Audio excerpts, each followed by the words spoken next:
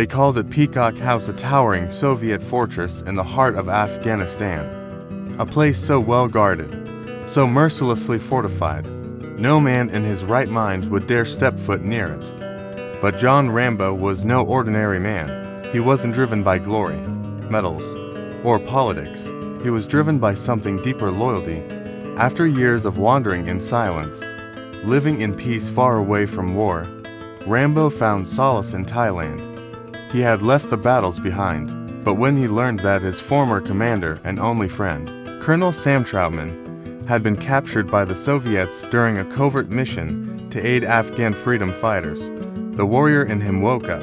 The world may forget you, governments may use you and discard you, but a real soldier never leaves a brother behind.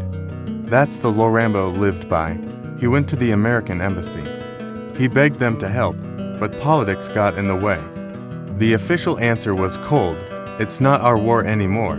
So Rambo did what Rambo always does. He went alone, crossing the burning deserts and rocky mountains of Afghanistan.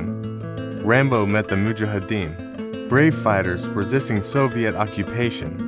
He didn't speak their language, but courage needs no translation. He learned of the Soviet stronghold, a place nicknamed the Peacock House because of its arrogant design, shining antennas, vibrant colors, and cruel power. This is where they held Colonel Trautman, deep underground, surrounded by tanks, mines, and hundreds of Soviet soldiers. No one had ever escaped it. No one had ever even dared try.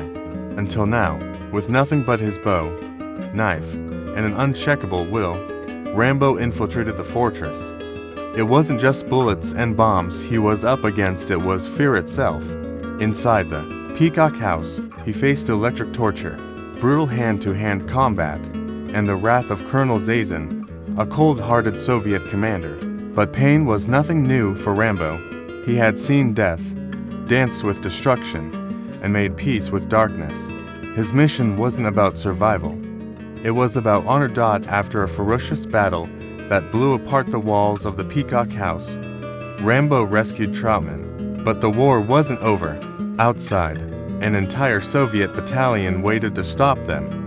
Helicopters, tanks, machine guns, they brought it all. But what they didn't have was heart. What they didn't have was a man who refused to die until his job was done. In one of the most epic last stands in action movie history, Rambo turned the battlefield into his playground. He used enemy weapons, rode tanks into explosions, and stared death in the face with fire in his eyes. By the end, the Soviets retreated. The ground was scorched, the fortress was destroyed, and the man they tried to break stood tall, bleeding, breathing, hand unbroken. Rambo didn't fight for politics. He didn't fight for a flag. He fought for his brother, for loyalty, and for what was right. Final motivational message: the story of Rambo 3 is not just about war or action.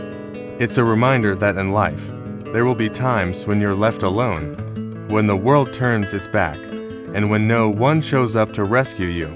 But strength doesn't come from having an army, it comes from having a purpose. When you fight for something you believe in, when you protect those you love, and when you refuse to back down in the face of fear, you become unstoppable.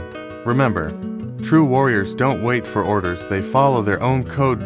So whatever your Peacock House is, whether it's fear, failure, or pain, face it head on.